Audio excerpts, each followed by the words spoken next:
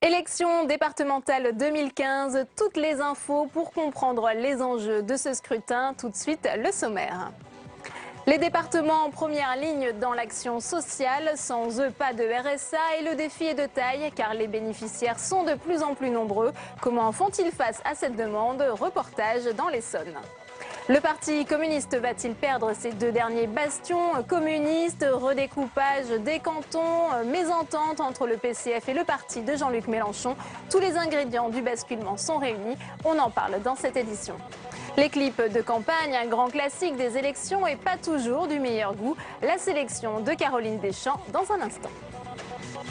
Les départements au chevet des plus fragiles, ce sont eux qui financent par exemple le RSA, le revenu de solidarité active, une aide précieuse pour les plus démunis. Voyez ce reportage réalisé en Essonne, Cécile Sixou et Flora Sauvage.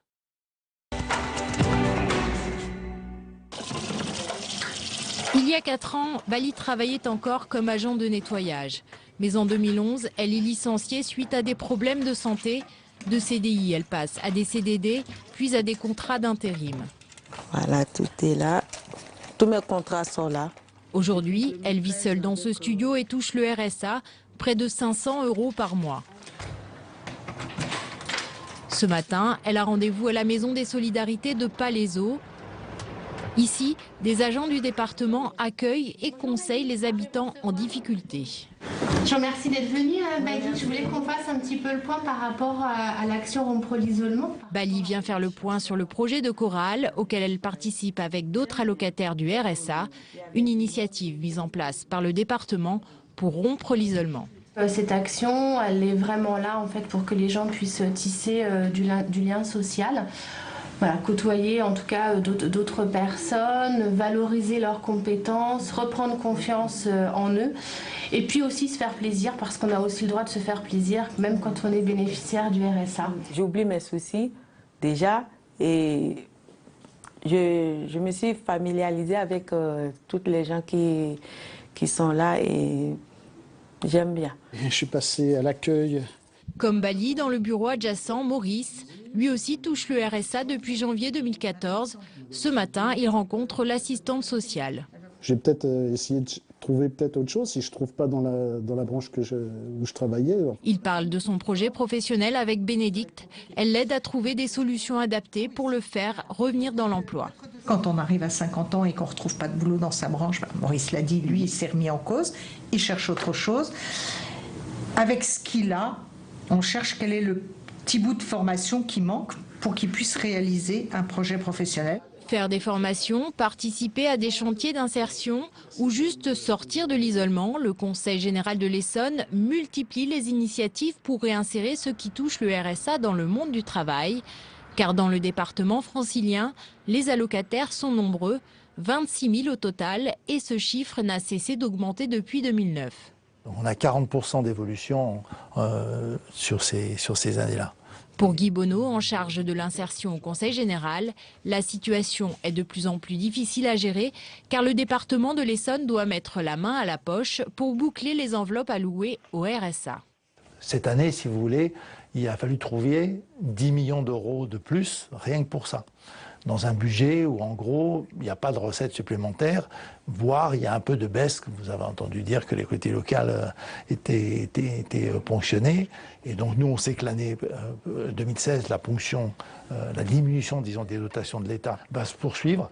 Et je dois dire que la préparation du budget 2016 et 2017 va être difficile. Difficile, d'autant que le département devrait récupérer la gestion de la future prime d'activité qui fusionnera RSA et prime pour l'emploi. Cécile Sixou nous a rejoint sur ce plateau. Alors avec Flora Sauvage, vous avez réalisé ce reportage en Essonne.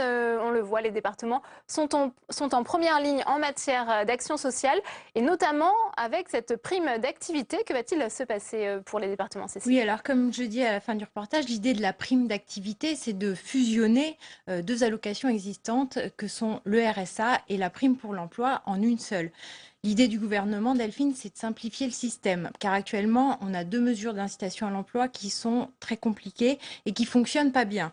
Donc cette prime, elle sera plus ciblée, elle sera conditionnée aux revenus, elle sera aussi ouverte aux moins de 25 ans et les bénéficiaires pourront toucher plus. Donc au total, il y aura près de 4 millions de personnes qui pourraient en bénéficier à partir du 1er janvier 2016. Est-ce que les départements vont également s'occuper de cette prime d'activité, Cécile? Eh bien, on ne sait pas encore, Delphine. En tout cas, l'Association des départements de France, que j'ai eue au téléphone, m'ont dit qu'ils n'étaient pas contre, mais à condition qu'ils ne soient pas qu'une banque. Comme vous le savez, le RSA, c'est en moyenne 30% des budgets des conseils généraux. Donc les départements ne veulent pas être qu'un simple organisme de gestion, ils veulent que la prime soit associée à des politiques d'insertion, comme on a pu le voir dans le reportage en Essonne. Voilà, on aura de toute manière une réponse après les départementales, puisqu'il y a un groupe de travail qui va être mis en place pour répondre à cette question et pour aussi parler du financement du RSA dans son ensemble. Merci beaucoup, Cécile. En perte de vitesse depuis plusieurs années, le communisme départemental pourrait tout simplement disparaître d'ici à la fin du mois, victime de la dispersion de la gauche, Quentin Calmy. Crédité de 9% dans les sondages, le Parti communiste ne profite pas de l'essoufflement des socialistes. Pire encore, il pourrait perdre l'Allier et le Val-de-Marne, les 2 derniers départements qu'il dirige. Mais Pierre Laurent refuse d'y voir la perte d'un ancrage local. Nous restons une force locale très, très importante. Nous avons beaucoup d'enracinement dans ce travail local. Et nous ne sommes pas dépendants du point de vue de la vie du Parti communiste, de l'existence ou pas de telle ou telle présidence de conseil général. Conserver à tout prix au moins le Val-de-Marne. Ce département, c'est 1 300 000 habitants. Depuis début mars, Christian Favier jette toutes ses forces dans la bataille et défend son bilan. Ici, on est dans un département où, peut-être contrairement à ce qui s'est fait au plan gouvernemental, les promesses ont été tenues. Je pense aux ordinateurs portables qui sont remis à tous les élèves des collèges, à tous les collégiens qui rentrent en 6e.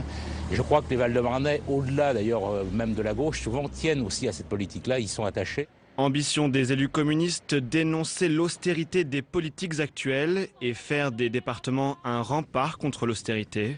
D'abord, il y a un désespoir à gauche et on le rencontre y compris dans les porte-à-porte ou sur les marchés, le désespoir d'une partie de la population, de ceux qui ont cru au changement et qui aujourd'hui sont résignés et font le choix de s'abstenir dimanche. Et je crois que c'est encore tout l'enjeu des derniers jours, de convaincre et de donner envie, de donner cet espoir, non pas un rêve, mais un espoir pour construire d'autres politiques. Mais faute de lisibilité dans ces alliances et comme à chaque élection depuis 2012, la gauche de la gauche continue sa lente érosion. Et pour être tout à fait complet, voici les noms des autres candidats dans cette élection départementale dans le canton de Champigny. Vous le voyez, les noms s'affichent sur votre écran.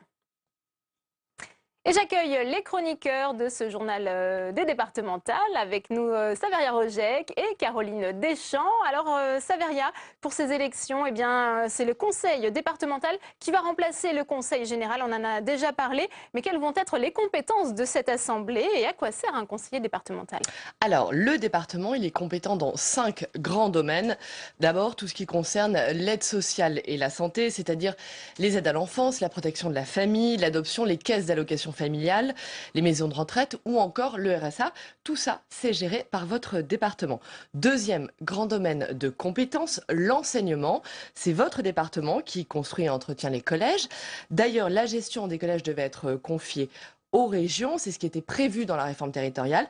Les sénateurs ont obtenu que les collèges restent dans le giron des départements. Troisième grand domaine de compétences, les transports, mais plus pour très longtemps, puisque les transports scolaires, encore selon la réforme territoriale, devraient être transférés aux régions.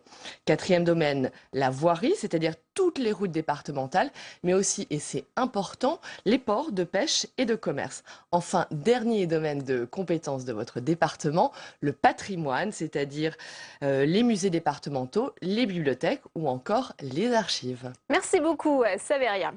Alors Caroline, vous avez regardé pour nous une petite sélection de tous ces clips de campagne et via la toile, mais aussi sur eh bien, les réseaux sociaux. Eh bien oui, les clips de campagne, c'est un grand classique des élections avec comme souvent un mélange de kitsch plus ou moins volontaire. Alors je vous ai donc concocté un petit palmarès. Dans la catégorie film d'action, il y a le clip version road trip qui vous fait découvrir un canton du Tarn et Garonne en caméra subjective. J'aurais bien voulu qu'on le voit sur les images, mais non. Ça y est, ça si, vient. ça y est, voilà. Donc, vous voyez, le road trip. Dans la catégorie film d'auteur, il y a le clip des candidats FN de ce canton de la Loire qui font dans le minimalisme. Je vous propose de regarder un extrait.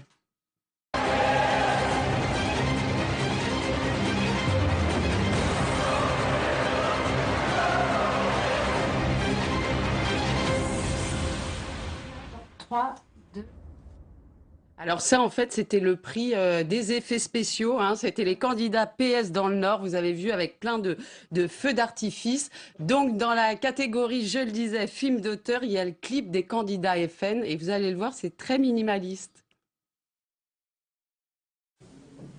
Je me présente, Gilles Fouillat, je suis retraité de la police nationale. Je me présente aux élections de mars 2015 avec Lucette Vernière.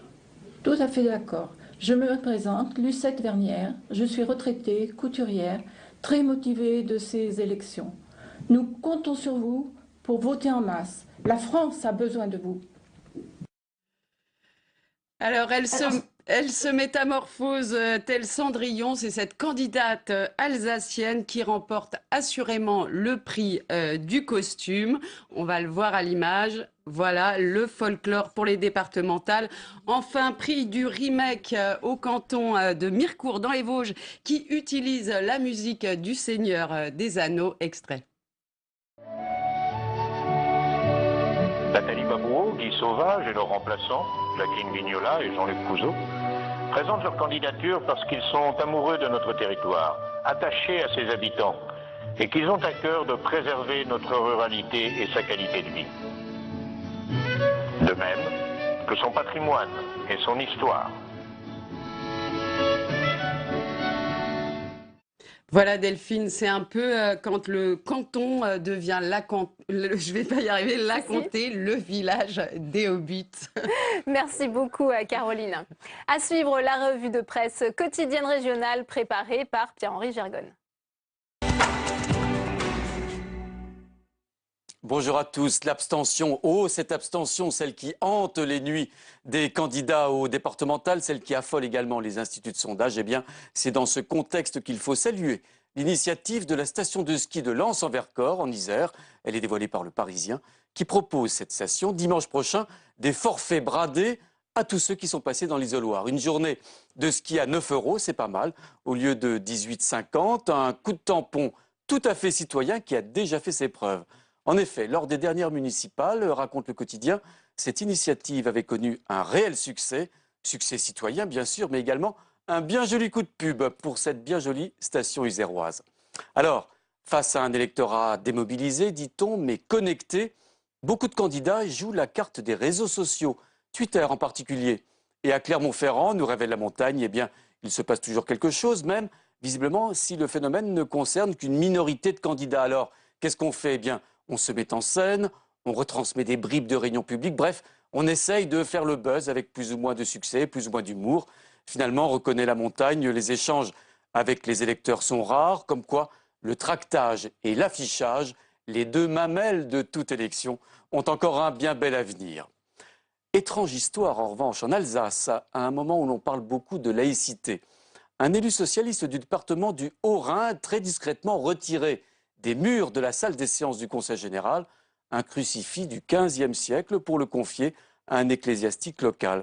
Alors dans les pages du journal d'Alsace, l'élu explique que ce crucifix n'a rien à faire dans la salle du Conseil général. Il n'empêche, on apprend dans le quotidien alsacien qu'à quelques jours du scrutin maintenant de dimanche, l'affaire fait grand bruit. Plainte a été déposée pour vol avec circonstances aggravantes. Le journal rappelle opportunément que la loi de 1905 sur la laïcité ne s'appliquant pas à l'Alsace-Moselle, eh bien la présence d'un Christ dans les bâtiments publics n'est donc pas illégale. Les Vosges, vous le savez, c'est à 2 pas. Et cette séance tout à fait particulière au siège du département que nous raconte Vosges Matin, la toute dernière séance plénière, présidée par Christian Poncelet, qui, à 87 ans, a donc décidé de laisser place à plus jeune pour la conduite du département. 39 ans de présidence, sans doute un record, et en tout cas beaucoup d'émotions. Dans le dernier discours de celui qui fut aussi président du Sénat, Christian Poncelet a remercié bien entendu les Vosgiens et se dit déjà prêt à conseiller le nouveau président, celui qui lui succédera dimanche prochain peut-être, du côté d'Épinal. C'est la fin de ce journal des départementales. Si vous souhaitez le revoir, notre site internet publicsénat.fr. Très bonne suite des programmes sur notre antenne.